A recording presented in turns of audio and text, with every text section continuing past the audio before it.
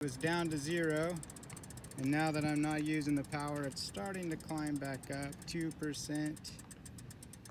Hey, Chris here from the Volt Blog, and I have a range test with throttle only to report on for you. I'll jump right into this one and not waste your time.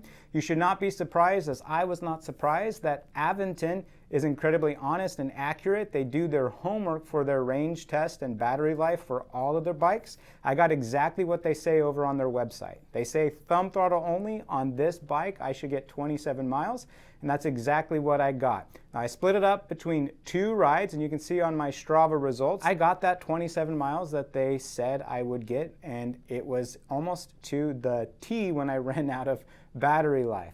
Now, a couple of things to share that I learned from this ride is that this thumb throttle, in my previous review video, I said that it was just an on-off switch, and it was up until about 230, 240 miles into riding this bike. I noticed it started to actually become a throttle. I don't know why, but about 15 miles into this thumb throttle only test, my thumb was getting really tired and really sore, and so I wanted to start just barely pushing down on the throttle. But what I noticed was all of a sudden I was only picking up 5 to 10 miles an hour speed when I was holding it partially down, and I gave it a little bit more pressure and I got up to about 15 miles per hour, and I gave it the full pressure and I got up to 20, and I started playing around with it, and it started to work as a true real throttle. I don't know why it started to work, but I promise you I tested this throttle out a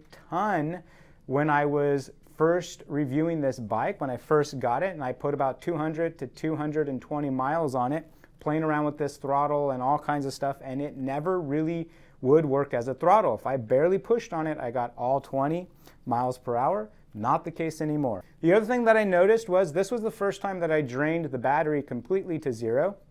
And I noticed that once it got down to about 0% battery life, I still had quite a bit of juice left in it, meaning I had about another mile or so that I was able to go once the battery life hit 0.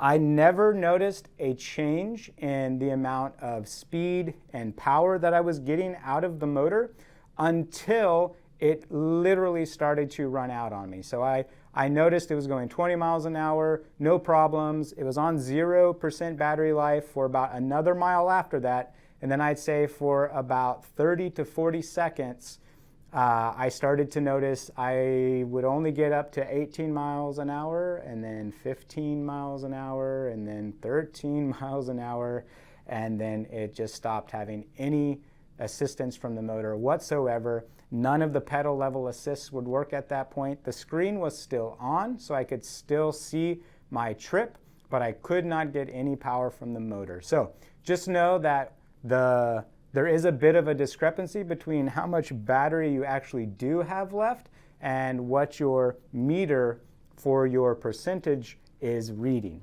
Now, I will also update you guys in a future video, because this is the first time I've had a 0% charge on this battery, about how long it's going to take to go from completely dead to fully charged. So I've got this thing charging right now, as you can see, probably, maybe not, but the cable is here.